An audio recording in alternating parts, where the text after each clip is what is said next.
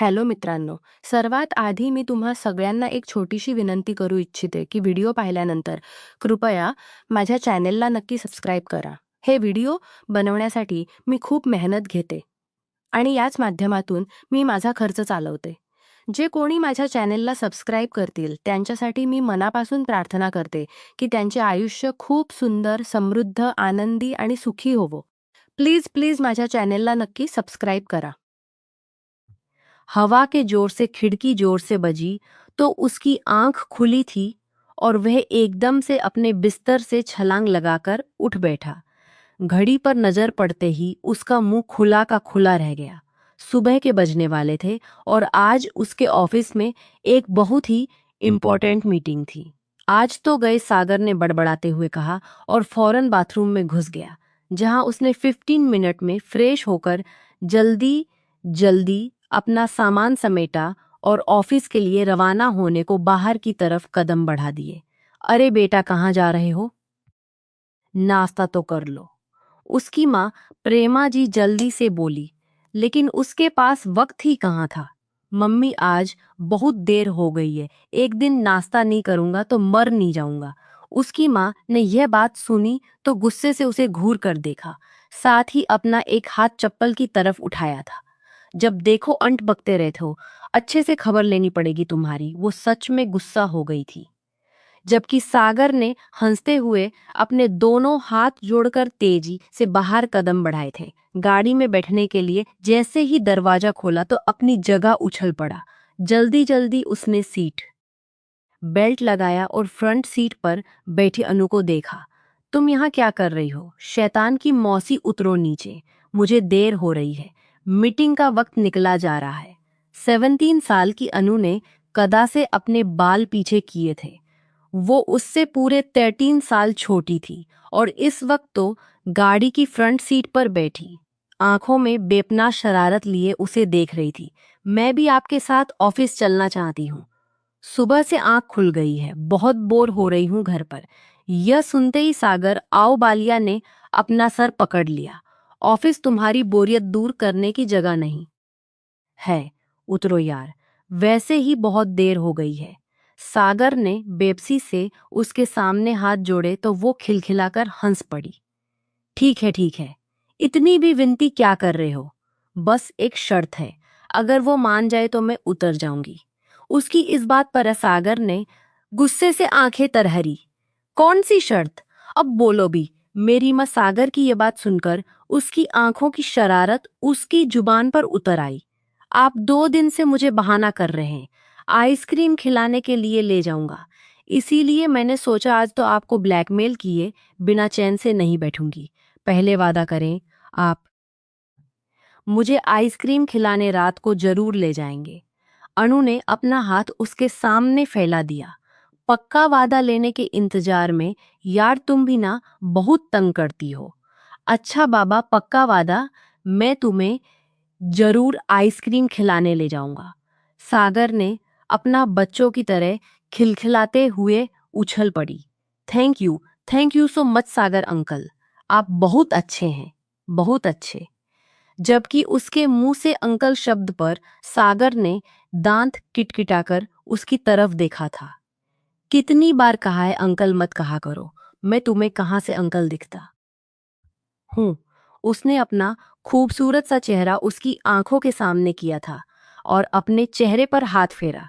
मुझसे पूरे 3 साल बड़े तो अंकल ही कहूंगी ना, आपका नाम तो नहीं ले सकती। हाँ तो भाई तो बोल सकती हो, कितनी बार तुम्हें समझाए, लेकिन बस ये बात तुम्हारे छोटे से दिमाग में नहीं बैठती ना भाई। यही बात तुम्हारे छोटे से दिमाग में नहीं बैठते। मुझे आपको कोई भाई भाई नहीं बनाना, आप तो मेरे दोस्त हैं। अच्छा, दोस्त को अंकल बोल सकती हो, भाई नहीं बोल सकती। नहीं बोल सकता, अच्छा अच्छा ठीक है। उसकी घूरती आंखों से डरकर वो नीचे गाड़ी से उतर आई थी। सागर ने तेजी से गाड़ी आगे बढ़ाई। तभी उसे पीछे से अनु की आवाज सुनाई दी। आइसक्रीम के लिए रात के बजे चलना है, तो बजे से पहले पहले आपने घर पहुंच जाना है, उसने जोर से चिल्लाते हुए कहा। तो सागर ने हाथ बाहर निकालकर अंगूठा ऊंचा कर दिया। जिसका मतलब था कि वह उसकी बात समझ चुका है और उसके कहने के अनुसार बजे से पहले घर आ जाएगा। यह देखकर अनु के चेहरे पर एक खूबसूरत सी मुस्कुराहट बिखर गई थी।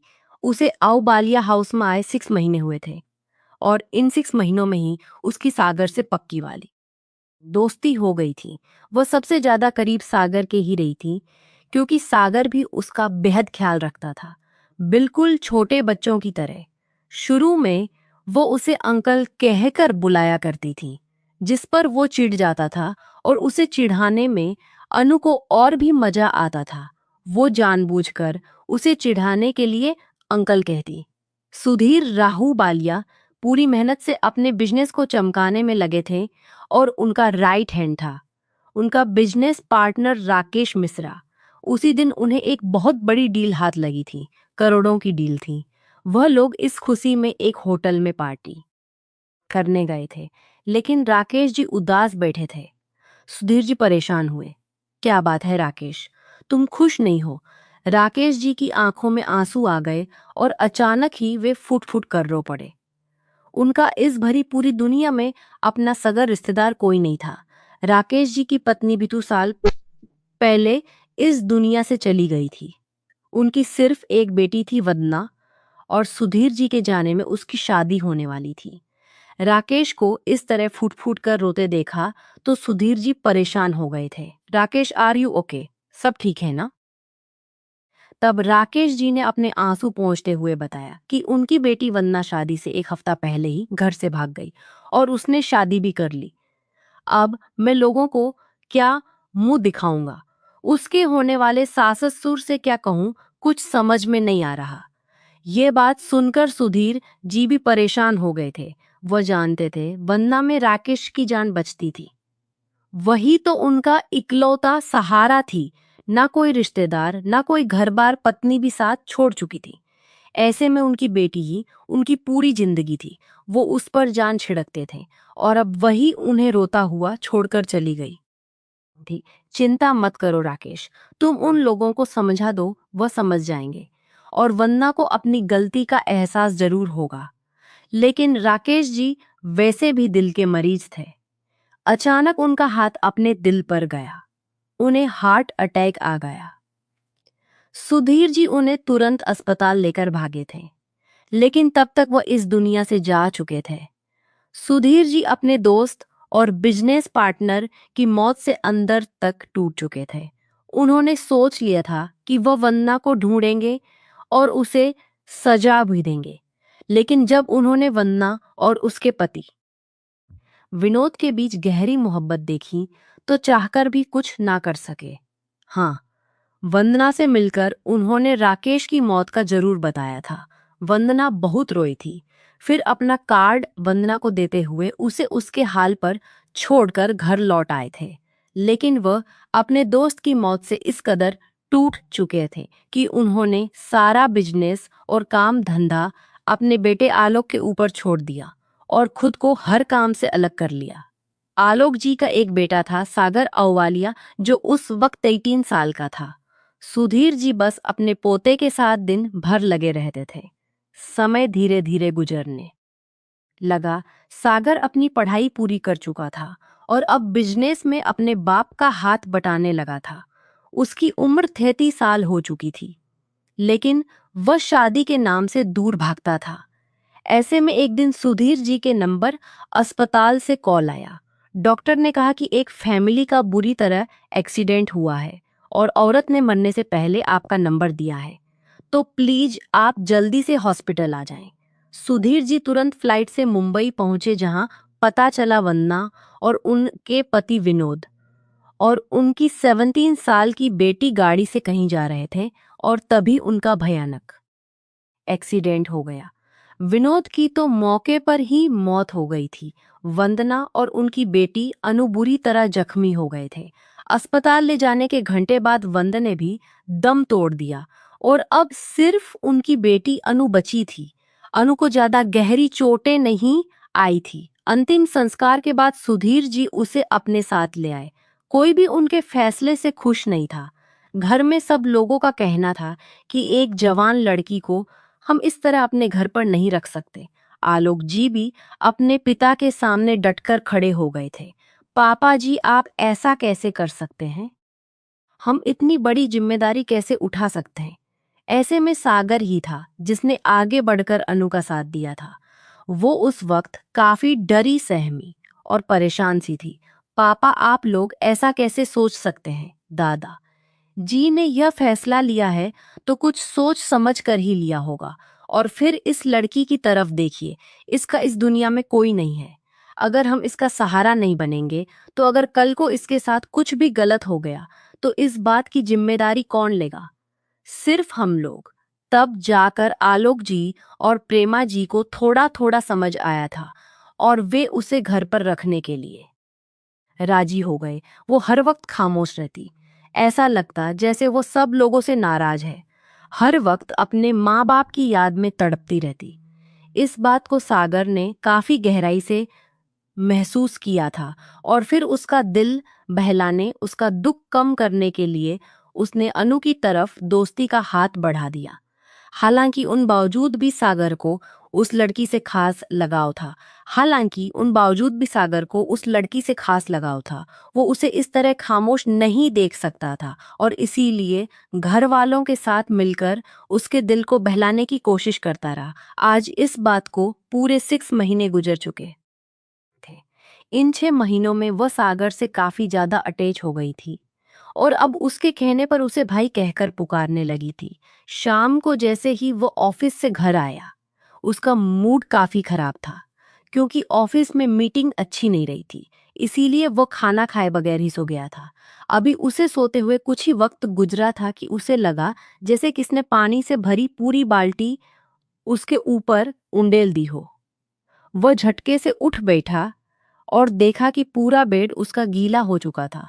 पानी नाक के जरिए उसके मुंह में चला गया था, जिससे उसे जोर की खांसी आई थी। उसने अपने बालों को आंखों से हटाकर सामने देखा तो सामने अनु दांत निकालकर हंस रही थी और सागर का गुस्सा आसमान को छूने लगा। यह क्या बदतमीजी है? तुम्हें मैनर्स नहीं है, किसी के कमरे में नॉक करके आते हैं और ऊपर से आते ही तुमने यह घटिया हरकत कर दी। लेकिन सागर कितना भी गुस्सा करता, अनु बाल्टी हाथ में पकड़े हंसती रही और फिर अचानक ही वह गुस्सा हो गई। मैंने आपसे कहा था न, आप आइसक्रीम खिलाने ले जाएंगे मुझे। इसके बावजूद भी आप लेट घर आए और आते ही सो भी गए। उसकी शिकायत सुनकर सागर ने उसे जोर से डांट दिया। अब तुम बड़ी हो गई हो, हर वक्त बच्ची मत बनी रहा करो। पूरे साल की हो गई हो और अभी तक तुम्हारी यही हरकतें हैं। मैं थक गया था, इसीलिए सो गया था। वादा नहीं किया था मैंने तुमसे, सागर ने गुस्से से कहा। लेकिन जैसे ही अनु के चेहरे पर नजर पड़ी, वो आंसुओं के साथ रो रही थी और अब उसे अफसोस हुआ कि वो बिन माँ बाप की बच्ची क्यों चिल्लाया। अच्छा बाबा, चलो चलता हूँ, चेंज करके चलते हैं। नहीं, अब मुझे कहीं नहीं जाना।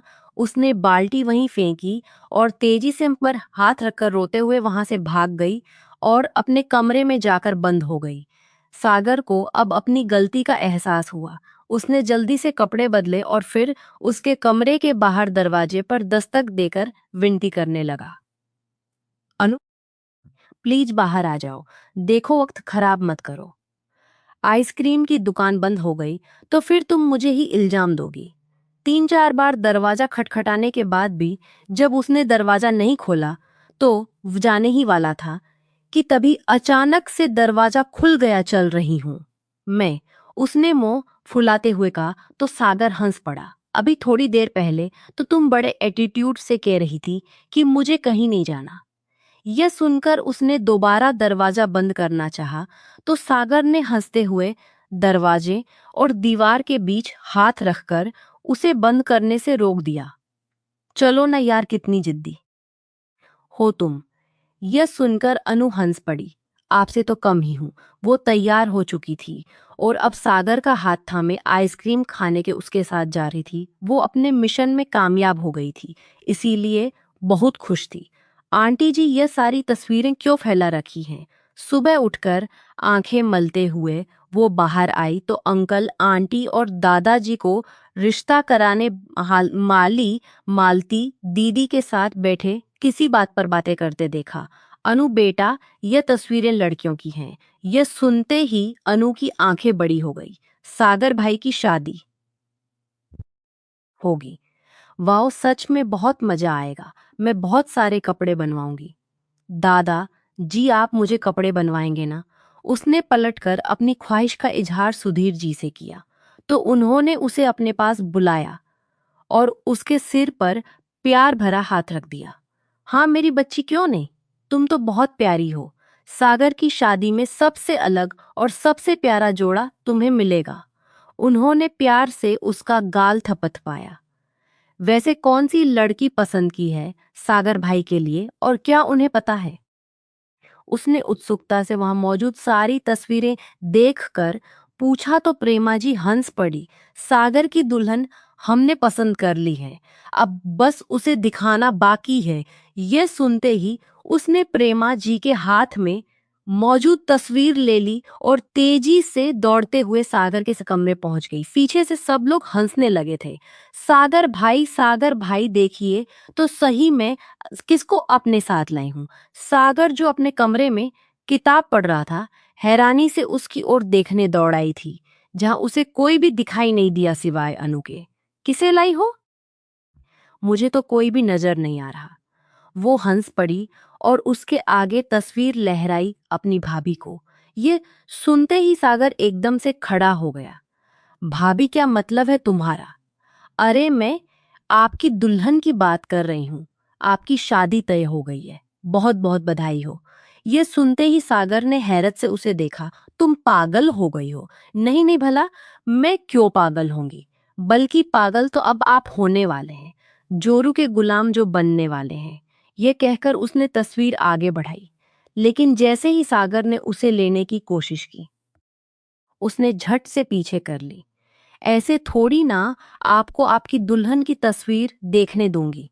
पहले मुझे पैसे दीजिए। कल एक चॉकलेट देखी है, लेकिन औकात से बाहर है। 2000 चाहिए। जल्दी से मुझे 2000 दीजिए ताकि मैं चॉकलेट ऑर्डर करूं। तभी आपको यह तस्वीर मिलेगी। यह सुनकर सागर ने अपना सिर पीट लिया। यार अजीब लड़की हो, हर बात में ब्लैकमेल करती हो। यार अजीब लड़की हो, मुंह बनाते हुए उसने कहा और जेब से 2000 निकालकर उसके हाथ पर रख दिए। वैसे यह 2000 की कौन सी चॉकलेट है जो तुमने ऑर्डर करनी है? आपको इससे कोई मतलब नहीं होना चाहिए। यह कहकर उसने दूसरे हाथ से तस्वीर सागर के हाथ रखी, बहुत, और एक हाथ से झट से पैसे ले लिए। बहुत अच्छी सौदागर हो तुम।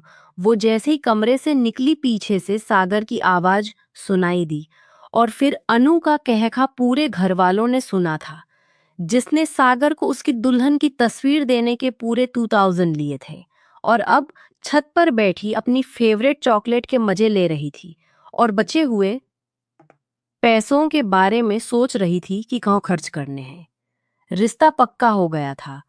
उसे लड़की पसंद आ गई थी और मेहंदी का फंक्शन जारी था। उसकी खूबसूरत दुल्हन आराधना उसके बराबर में बैठी बहुत प्यारी लग रही थी। यह जोड़ी बहुत खूबसूरत थी, सब लोगों ने तारीफ की थी।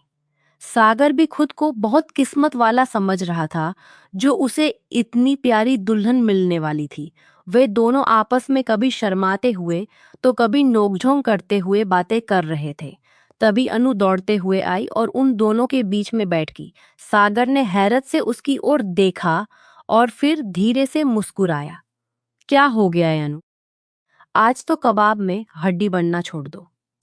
यह सुनकर अनु ने मासूमियत से आंखें झपकाई और फिर मुड़कर आराधना की ओर देखी। आराधना भाभी, सॉरी यार, लेकिन यह गजरा मुझे नहीं पहना जा रहा। अब मुझ पता है इस घर में सागर भाई के अलावा और कोई गजरा पहना कर नहीं देगा, इसीलिए बस थोड़ी देर बर्दाश्त कर लो।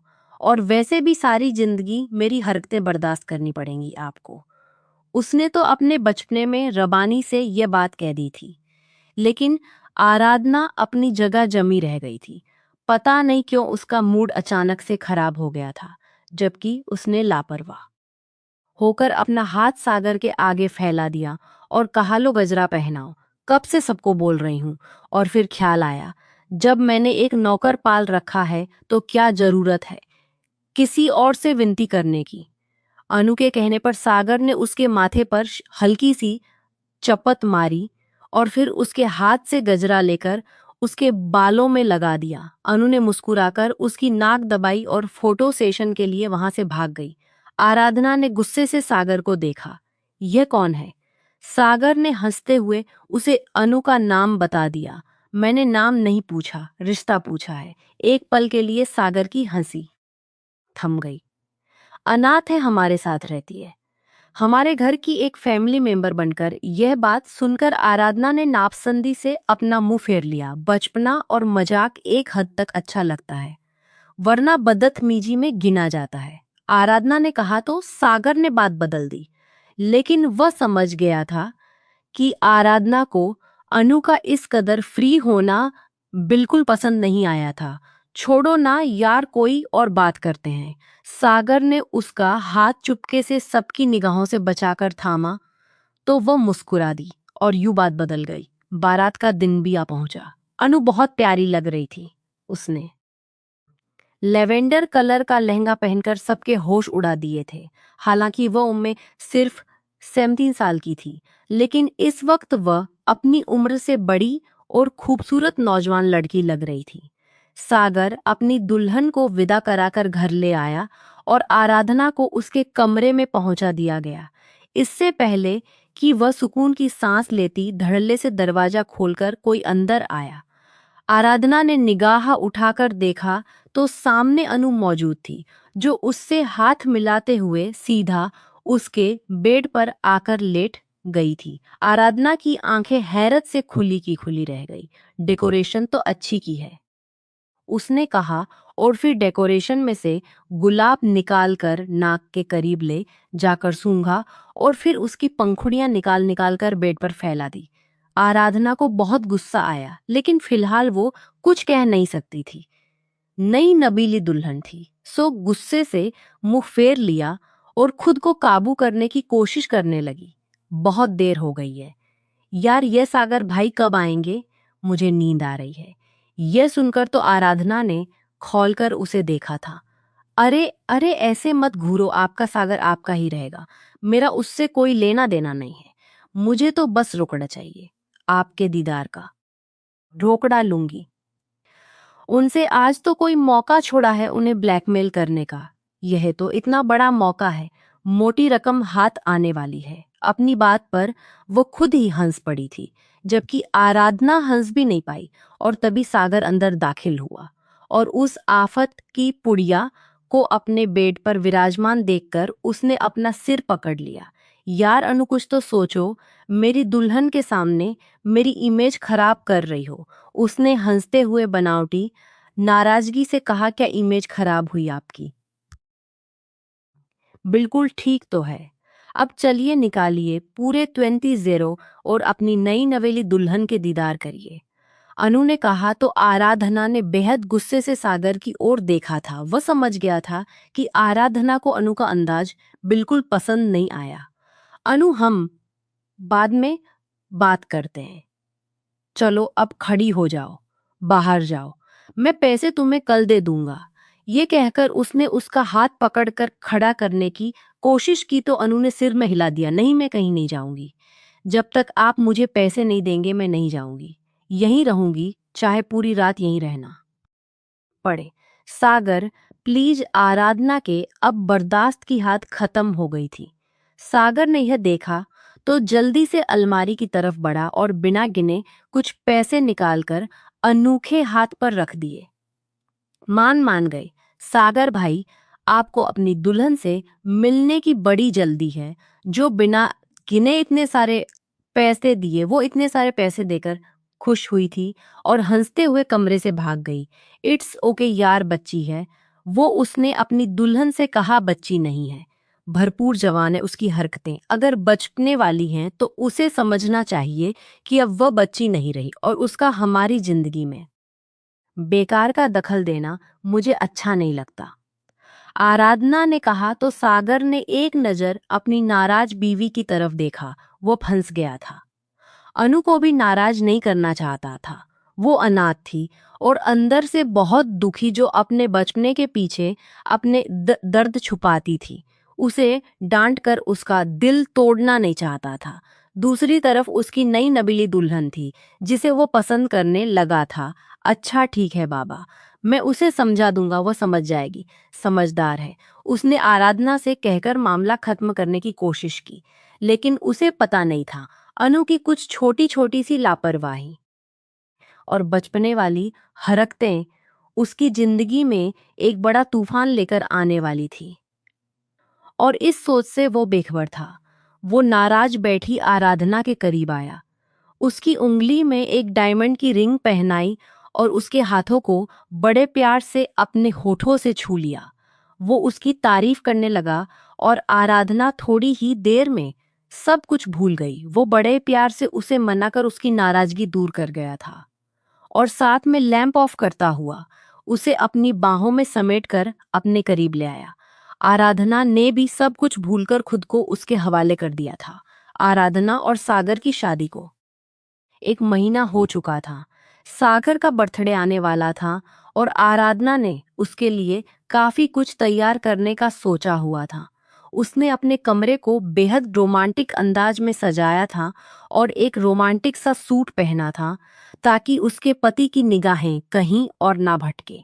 शादी के बाद उसका यह पहला जन्मदिन था और उसने बहुत खूबसूरत अंदाज में इसे यादगार बनाने की तैयारी की थी।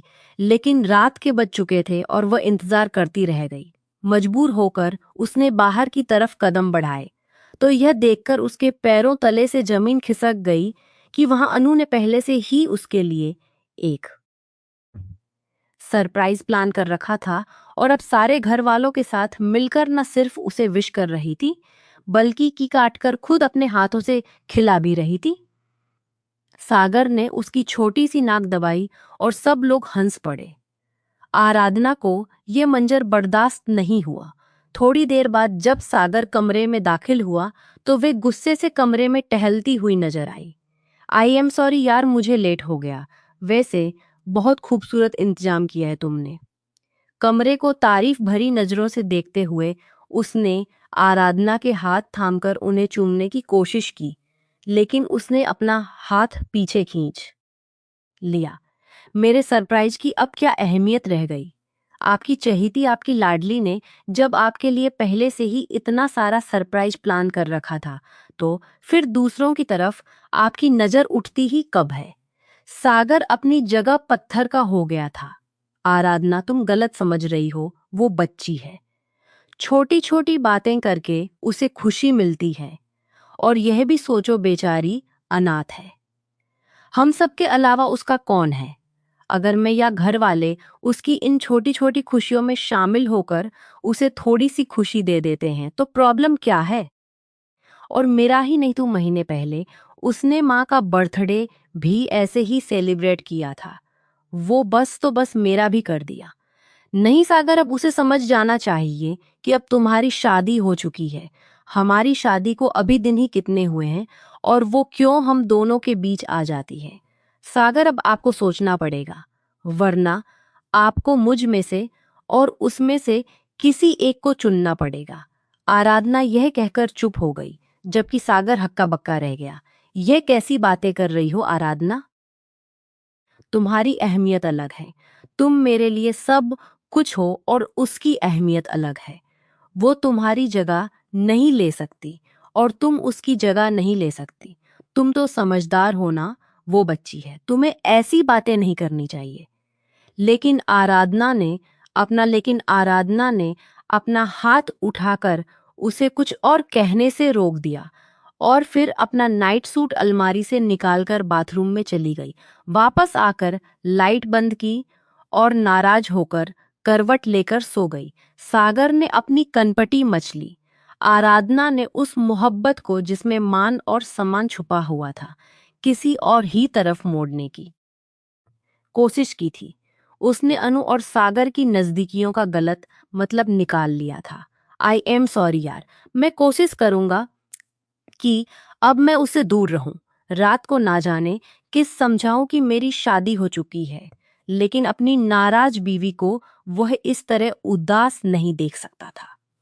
इसीलिए उसे अपने सीने से लगाकर उसने आराधना से वादा किया था। इलिए उसे अपने सीने से लगाकर उसने आराधना से वादा जानता था।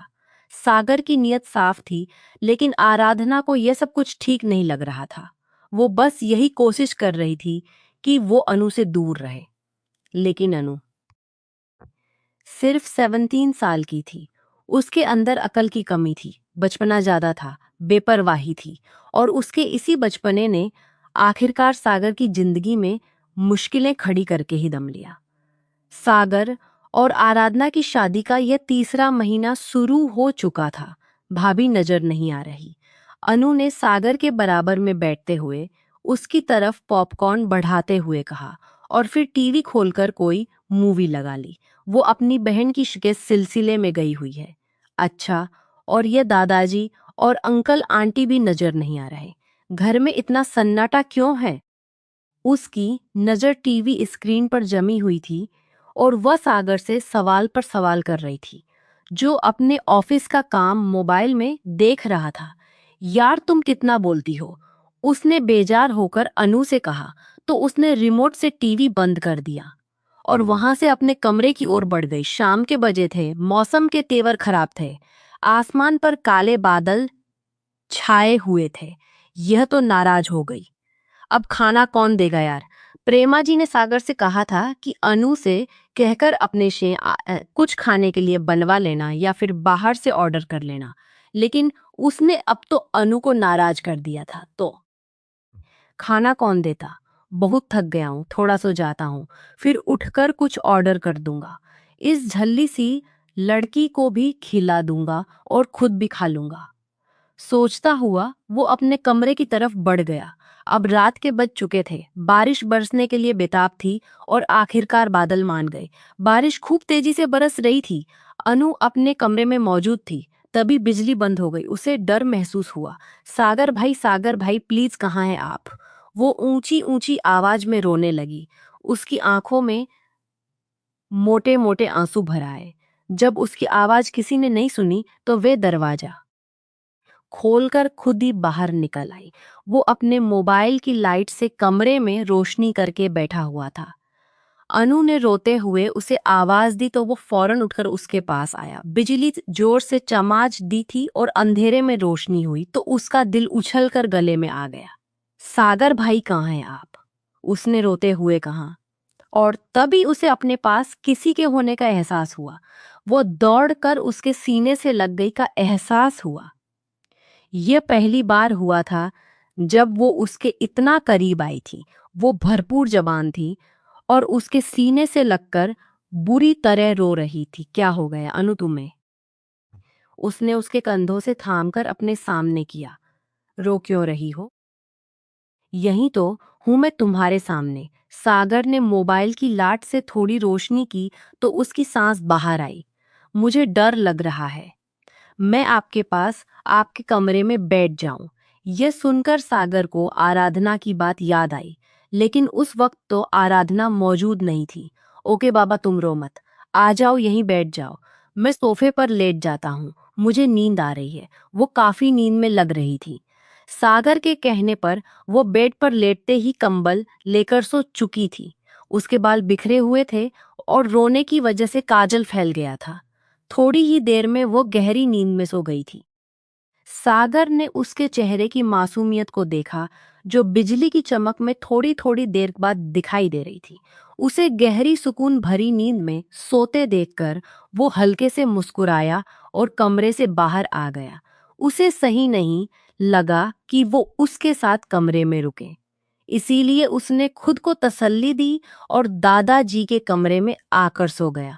लेकिन आगे यही बात अब उसके लिए तूफान बनकर आने वाली थी, वो नहीं जानता था।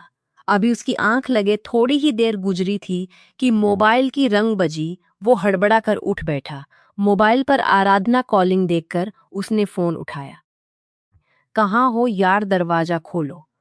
तब से बाहर खड़ी भीग चुकी हूँ, पूरी की पूरी। आराधना ने गुस्से से कहा तो वो हैरान होता। घड़ी में समय देखने लगा। बजे तुम इस वक्त आई हो, यह कहकर वो तेजी से बाहर की ओर दौड़ा था और दरवाजा खोल दिया। आराधना को गहरी खामोशी का एहसास हुआ।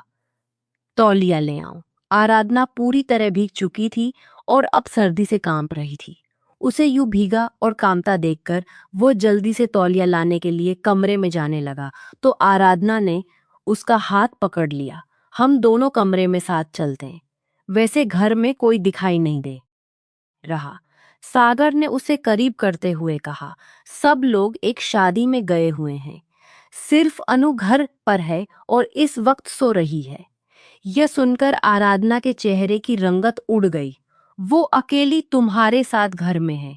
उसने एक बार फिर सागर से पुष्टि की, हाँ, और सो रही है। इसमें क्या हो गया, चलो अपने कमरे में चलते हैं। वो बिल्कुल हल्का फुल्का सा दिखाई दे रहा था।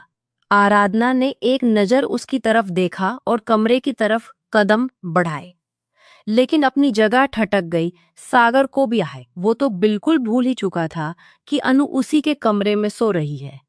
और अब उसका दिल धक से रह गया था कि आगे आराधना नया तमाचा खड़ा करने वाली है। ये हमारे कमरे में क्या कर रही है?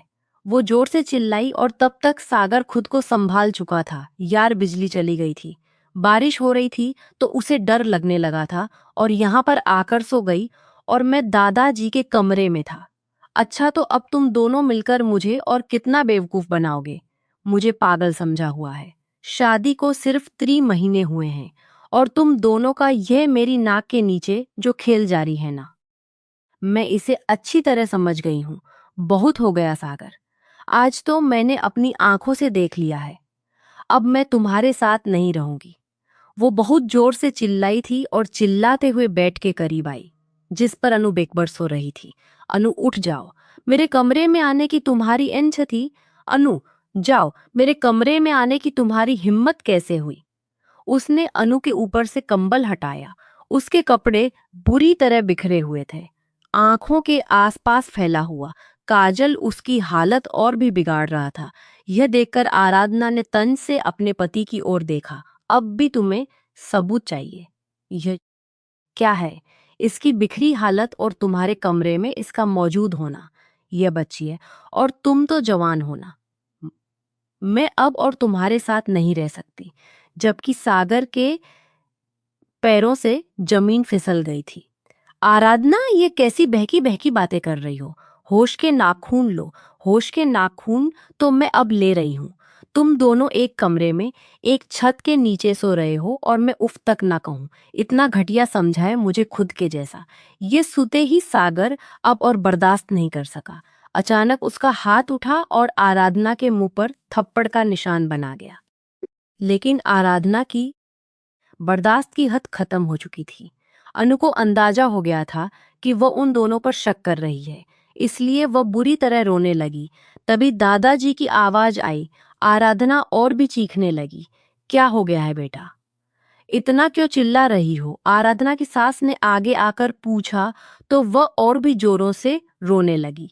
आपके बेटे ने अनु के साथ खिलकर अपना मुंह काला किया है और उल्टा मुझे ही बुरा भला कह रहा है।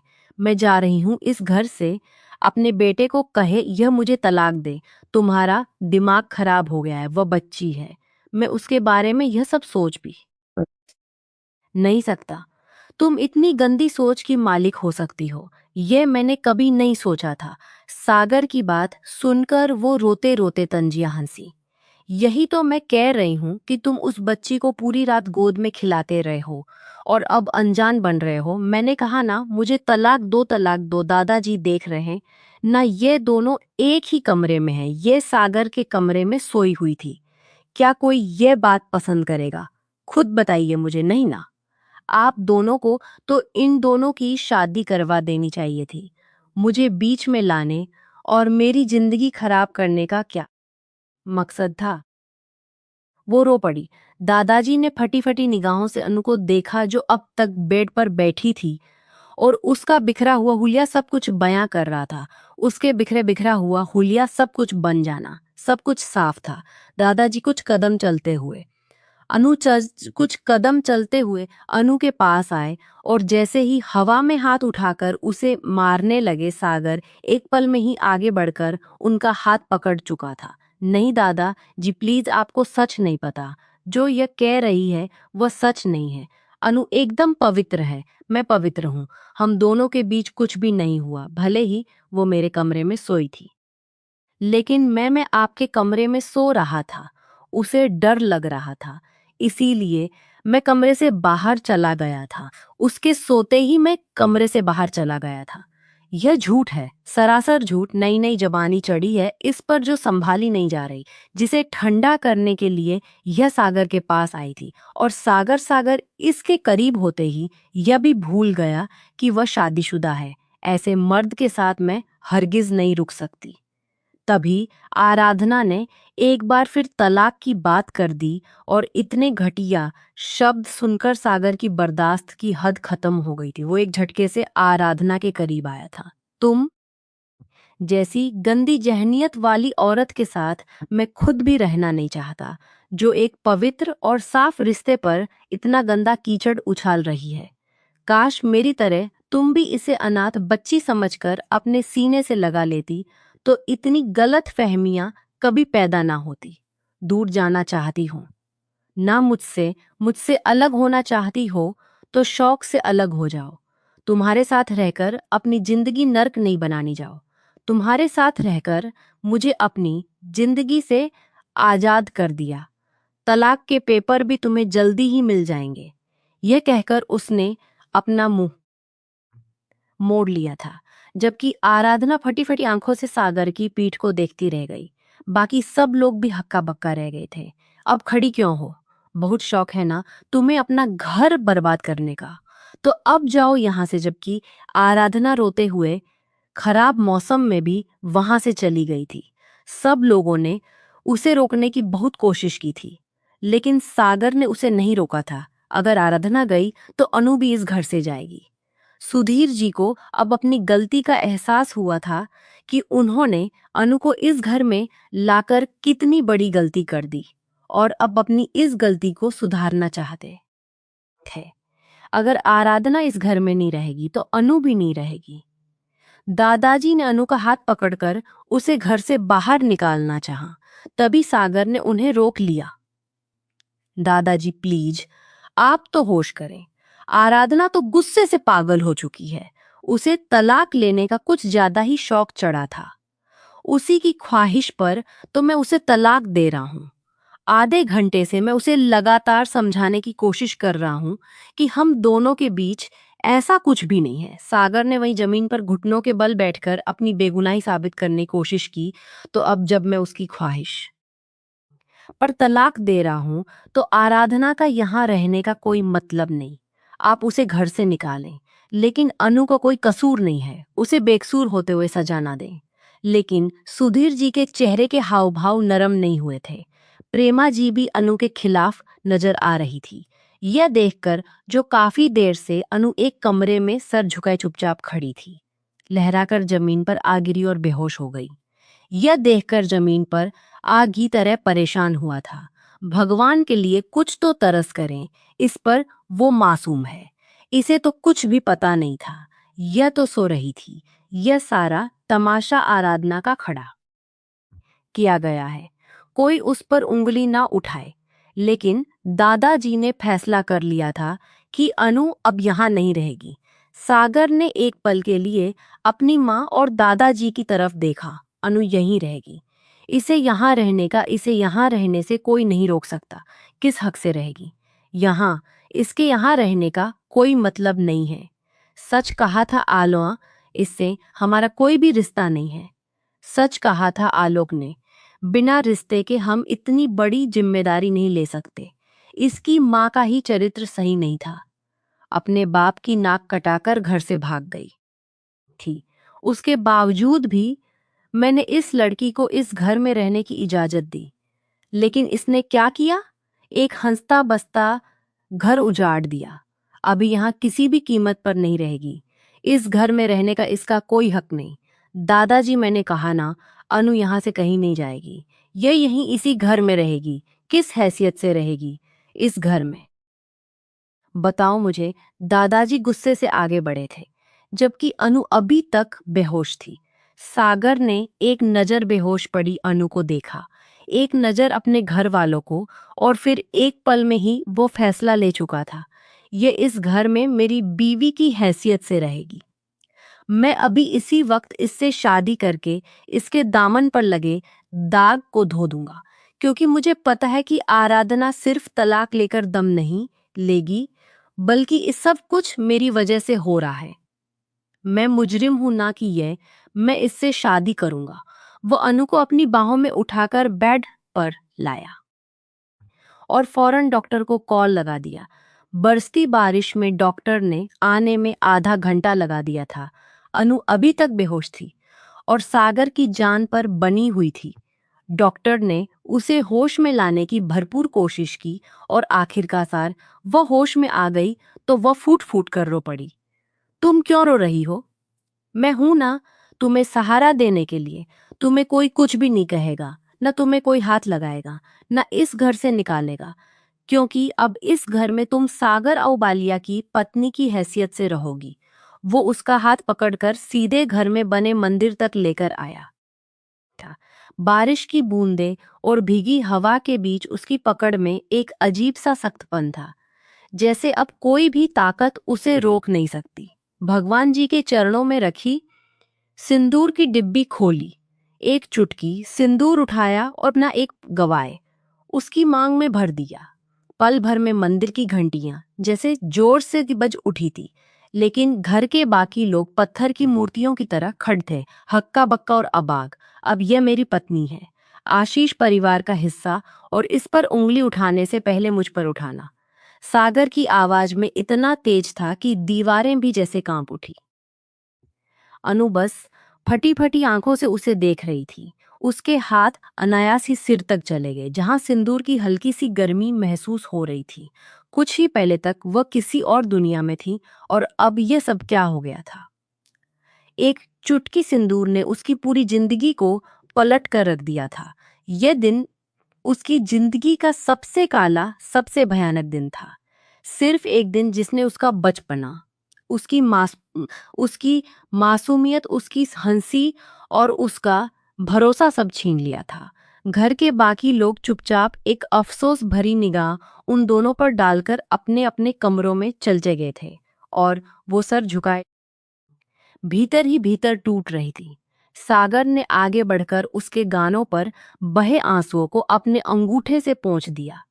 मैंने कहा था ना, संभल जाओ, इस बचपने से बाहर निकलो। उसने आगे कुछ और नहीं कहा, लेकिन उन शब्दों ने ही जैसे उसके रग रग में सन्नाटा भर दिया। उस दिन के बाद से सचमुच अनु संभल गई थी, या यूं कहो संभलने के नाम पर खामोश हो गई थी।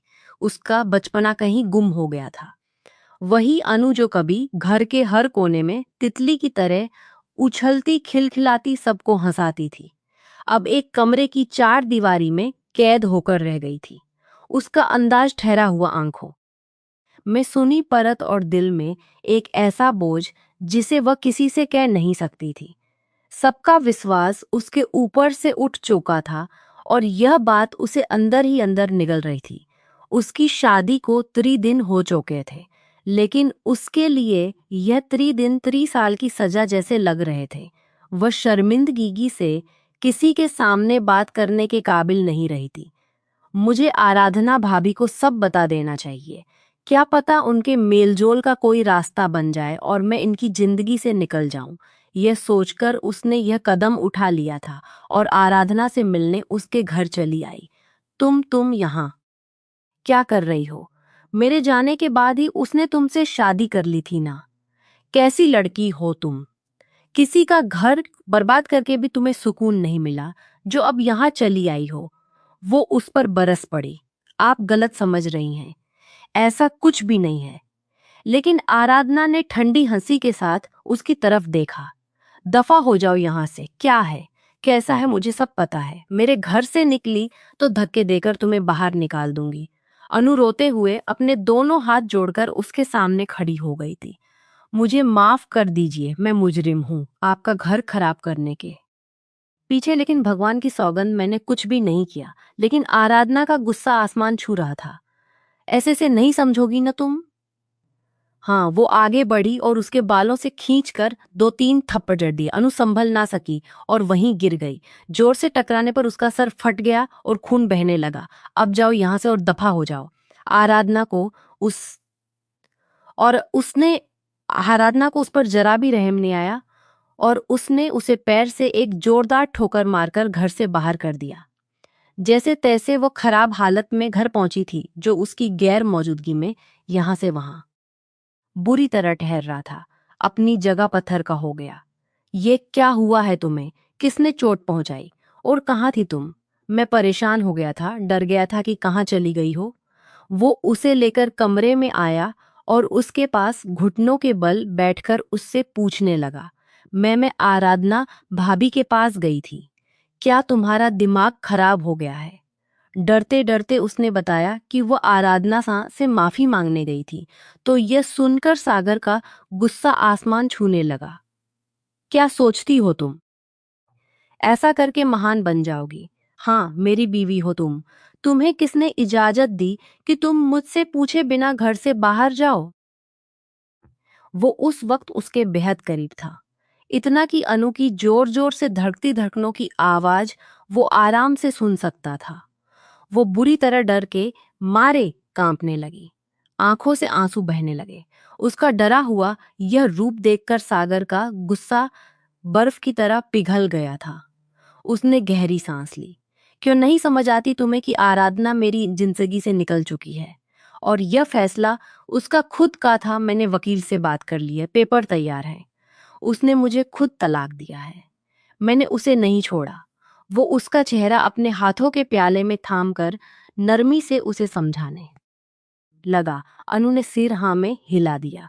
सागर ने फौरन फर्स्ट एड बॉक्स उठाया, उसके सर की पट्टी की जख्मों को साफ किया। सागर की पट्टी की जख्मों को साफ किया। थोड़ी देर के बाद वो किचन से हल्दी वाला दूध लेकर आया। यह पी लो, तुम्हें आराम आ जाएगा। बेकार में तुमने यह जख्म ले लिए। वो हल्के से मुस्कुराया, लेकिन अनु मुस्कुरा भी ना सकी, बस मन ही मन सोच कर रह गई। सच कह रहे हो सागर, मैंने बेकार में ही जख्म ले लिए। शादी के 3 दिन बाद तक सागर ने अनु से कोई बात नहीं की। वो खामोश रहा, जिसका नतीजा अनु ने यह निकाल लिया था कि उनकी जिंदगी की बर्बादी का कारण वही है। और इस सोच में वो आराधना के पास पहुंच गई थी और बदले में एक गहरी चोट लेकर आई थी। कितनी बार बता चुका हूं तुम्हें कि तुम्हें किसी से माफी मांगने की कोई जरूरत नहीं है। सागर ने अनु के आगे चुटकी बजाकर नरमी से कहा तो वो हल्का सा मुस्कुरा दी। अब जाओ, सो जाओ, बहुत रात हो गई है। उसने अनु को बेड पर लेटने का इशारा किया, फिर उसे कंबल उड़ाकर लैंप बंद कर दिया और खुद सोफे पर आकर लेट गया। 3 दिन बाद ही उनके बीच पहली बार यह बातचीत हुई थी और इस बातचीत के बाद अनु के कंधे से एक भारी बोझ उतर गया था। 5 दिन के बाद जब तलाक के पेपर आराधना के पास पहुंचे तो उसने बिना कुछ कहे उन पेपरों पर साइन कर दिए थे और तब सागर ने पूरे रीति रिवाज के साथ अनु से शादी की थी। सबको पता चल चुका था कि सागर ने अनु से शादी कर ली है और शादी के बाद उसने सोशल मीडिया पर अपनी और अनु की कुछ तस्वीरें भी डाल दी थी और वे तस्वीरें देख आराधना जलन की आग में भड़क उठी थी। क्या लगता है तुम्हें? अपना घर बसाकर मेरा घर बर्बाद करके मैं ऐसा हरगिज नहीं होने दूंगी। उसने खुद से वादा किया और सही वक्त का इंतजार करने लगी। सागर और अनु की शादी को 2 हफ्ते हो चुके थे और धीरे धीरे दोनों के बीच हल्की फुल्की बातचीत भी होने लगी थी। वो अपने मोबाइल पर अपना पसंदीदा ड्रामा देख रही थी जब उसे अनजान नंबर से कॉल आई। सागर का एक लड़की के साथ अफेयर चल रहा है। तुम्हें क्या लगता है, अपनी पहली पत्नी को धोखा देकर वो चैन से बैठेगा और तुम्हें धोखा नहीं देगा? होश में आओ, उसकी खबर रखा करो। वो कहाँ है, क्या कर रहा है? अनु पहचान ना सके यह कॉल किसकी तरफ से आई थी, लेकिन उसका दिल एकदम से धक्सा रह गया था। उसी नंबर से उसे कुछ तस्वीरें भी मिली जिनमें सागर किसी लड़की के बेहद करीब था और हंसते हुए उससे बात कर रहा था। इतना बड़ा धोखा। अनोखी आंखों से आंसू निकलने लगे। मैसेज में मौजूद होटल के पते पर उसने टैक्सी लेकर वहां का रुख किया और भरे दिल और लड़खड़ाते कदमों के साथ होटल के अंदर दाखिल हुई। वहां पहुंचकर वो अपनी जगह पत्थर की हो गई। सागर सचमुच एक लड़की के साथ मौजूद था। उसे कमर से थामकर सहारा देता हुआ सीढ़ियों से नीचे उतर रहा था और तभी उसकी नजर अनु पर पड़ी। वह भी अपनी जगह ठिठक गया और फौरन उस लड़की से थोड़ा सा दूर हो गया, क्योंकि उसने अनु की आंखों में बेइंतहा दर्द देख लिया था।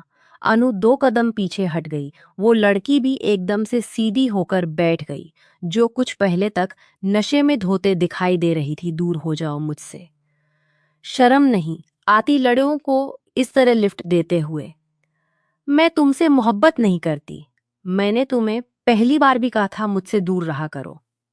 शादीशुदा होकर इस तरह के अफेयर चलाते हो?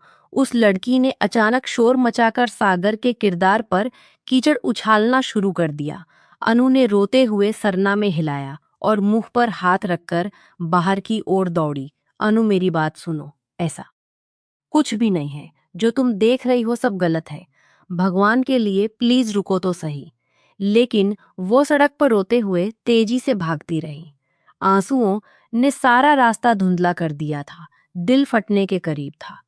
गाड़ियों के हॉर्न भी उसे सुनाई नहीं दे रहे थे। उसे परवाह थी तो बस अपने टूटे हुए दिल की, जो उसके कदमों में बिखर कर टुकड़े टुकड़े हो चुका था। अनु प्लीज रुक जाओ। अनु मेरी बात तो सुनो, ऐसा कुछ भी नहीं है। सागर बार बार उसके पीछे दौड़ता रहा, लेकिन वह रुकने का नाम नहीं ले रही थी। तभी एक तेज रफ्तार गाड़ी आई और उसने अनु को जोरदार टक्कर मारी। वह सड़क के बीचों बीच गिर पड़ी। सागर वहीं थम गया और अगले ही पल उसकी एक चीख निकल गई। वो दौड़कर खून में लथपथ अनु को अपनी गोद में भर लेता है। उसका खून से सना चेहरा देखकर उसका दिल डूब जाता है। मदद करो, कोई तो मदद करो, वो चिल्ला रहा था, रो रहा था। तभी एक एम्बुलेंस आई। उसने अनु को उसमें डाला और अस्पताल की ओर भागा। अस्पताल पहुंचते ही उसे इमरजेंसी में ऑपरेशन के लिए ले जाया गया। डॉक्टर ने उसे इमरजेंसी में हालत नाजुक बताई। सागर ठंडे कॉरिडोर में बार बार ठहर रहा था। खुद पर गुस्सा कर रहा था उसने कि उस लड़की को लिफ्ट क्यों दी, जबकि उसका उससे कोई रिश्ता भी नहीं था। सिर्फ हमदर्दी में उसकी बातों में आकर उसे डोनेशन देने का वादा किया था और होटल तक साथ गया, जहां उसकी पूरी टीम भी मौजूद थी। वापसी में वो लड़की अचानक बेहोश हो गई और उसी वक्त उसे सहारा देकर वो बाहर ला रहा था, जब अनु ने उन दोनों को देख लिया।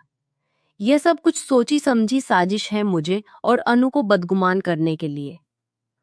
अस्पताल के वेटिंग एरिया में बैठकर उसने दीवार से सर टिकाया और एक नाम उसके दिमाग में गूंजा, आराधना, तुम्हें इसकी भरपाई करनी पड़ेगी। तभी डॉक्टर ने आकर खबर दी, अनु होश में आ चुकी है। ऑपरेशन करने की जरूरत नहीं पड़ी। भगवान ने अपना चमत्कार दिखा दिया। उसके सर में जमा हुआ खून एकदम से बहना शुरू हो गया था और वह ठीक होने लगी। कुछ घंटे के बाद आप उनसे मिल सकते हैं। डॉक्टर के इन शब्दों के बाद सागर ने पूरे 5 घंटे तक अनु से मिलने का इंतजार किया था और फिर 5 घंटे उसके लिए किसी अजीब कैद से कम नहीं थे। उसकी आंखों में आंसू ठहरे हुए थे, दिल में बेचैनी की लहरें थी। उसे खुद समझ नहीं आ रहा था उसका दिल अनु की तरफ इतनी जोर से क्यों खींच रहा है। इस तरह की तड़प तो उसने आराधना के लिए भी महसूस नहीं की थी। शायद इसलिए कि पिछले 9 महीने से अनु उसके बेहद करीब रही थी। उसकी हर छोटी बड़ी ख्वाहिश को वो पूरा करता आया था और अब उसकी तकलीफ ने उसे भीतर तक हिला कर रख दिया था।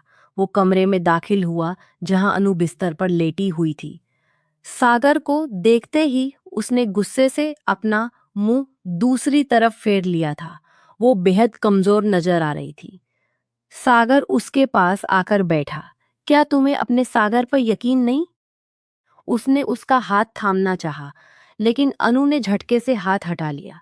यह सब कुछ आराधना का किया धरा है। अनु, तुम समझती क्यों नहीं हो? सागर ने धीरे से कहा। मुझे कुछ भी नहीं समझना। मैंने जो अपनी आंखों से देखा है उसे कैसे झुठला दूं? अनु की आवाज में रुक रुक कर रोने की कपकपी थी। सागर की सांसें भारी हो गई। क्या तुम्हें यह भी यकीन नहीं कि मैं तुमसे मोहब्बत करता हूं? क्या तुम्हें यह भी यकीन नहीं कि तुम्हारे लिए मैंने पूरे घर वालों की दुश्मनी मोड़ ली है और तुम्हें अपनाया है, लेकिन तुम पर कोई एहसान नहीं कर रहा? लेकिन जब मैंने तुम्हें सहारा दिया है तो मैं किस मुंह से तुम्हें धोखा दूंगा? बताओ मुझे, क्या तुम्हें जर्रा बराबर भी मुझ पर यकीन नहीं? तुम ये बताओ, मेरे होटल के बारे में तुम्हें किसने बताया? वो चुप रही। मैं समझ गया, ये सब कुछ आराधना नहीं किया है। वो लड़की मेरी ऑफिस की वर्कर थी। उसे डोनेशन देने की खातिर मैं फंड रेजमेंट में गया था। उसकी तबीयत खराब हुई तो उसे सहारा देकर नीचे ला रहा था। इससे ज्यादा और कुछ भी नहीं था। अब तुम्हें यकीन है या नहीं? अगर यकीन है तो तुम्हारा सागर तुम्हारे लिए हाजिर है, और अगर तुम चाहती हो कि मैं यहाँ से चला जाऊं तो मैं चला जाता हूँ। सागर की आंखों से आंसू निकलकर उसके गालों पर आए थे। वो उठकर जाने लगा कि तभी अनु ने उसका हाथ थाम लिया। मुझसे दूर मत जाइए सागर, मुझे आपकी जरूरत है। सागर ने पीछे पलटकर उसकी तरफ देखा। वो उठने की कोशिश कर रही थी। सागर ने एकदम उसे अपने सीने से लगा लिया। उसके सीने पर मुक्के बरसाते हुए अनु रो पड़ी। आपने यह सब क्यों किया? मुझे तकलीफ क्यों दी? खुद को तकलीफ क्यों? मैं आपको कभी भी माफ नहीं करूंगी। सागर ने उसे अपनी बाहों में भरकर शिद्दत से अपने पास खींच लिया। वादा करता हूं आगे तुम्हें कभी शिकायत का मौका नहीं मिलेगा। मैं किसी भी लड़की के करीब नहीं जाऊंगा, किसी लड़की से बात भी नहीं करूंगा। सिर्फ अनु का बनकर रहूंगा, क्योंकि सागर अनु से मोहब्बत करने लगा है। तुम्हें ऐसी हालत में देखकर खुद को मुजरिम महसूस करता हूँ। वो वक्त मुझ पर कयामत बनकर गुजरा था जब सड़क पर मेरा दिल डूब गया था। मुझे लगा था जैसे मेरी जान और मेरी सांसों का रिश्ता टूट जाएगा। उसके कंधे पर अपना सर झुकाए वो बड़ी ही मोहब्बत से कह रहा था, और उसकी मोहब्बत पर अनु दिल से मुस्कुरा दी थी। वो ठीक हो चुकी थी और अब घर भी आ गई थी। यह देखकर वो हैरान रह गई कि अंकल, आंटी और दादाजी उसे देखकर मुस्कुरा रहे थे और उस पर फूलों की पंखुड़ियां नछावर कर रहे थे। मुझे माफ करना बेटा, आराधना ने अपनी शक और जलन में अपना ही घर बर्बाद कर लिया। वो तुमसे जलती थी और इसी जलन में तुम दोनों को मुसीबत में डाल दिया। मैं तुम दोनों से माफी मांगता हूँ। मेरा व्यवहार तुमसे सही नहीं था। दादाजी ने हाथ जोड़ दिए तो अनु उनके सीने से जा लगी। आपने मुझे नई जिंदगी दी है दादाजी, ये आप कैसी बातें कर रहे हैं? मैं तो आपसे बिल्कुल भी नाराज नहीं हूं।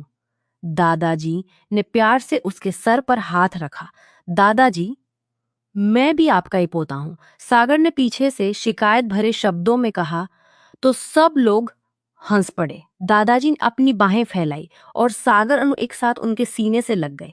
रात के खाने के बाद सब अपने अपने कमरों में जा चुके थे, जबकि अनु अभी भी टीवी पर बैठी कोई कार्टून मूवी देख रही थी।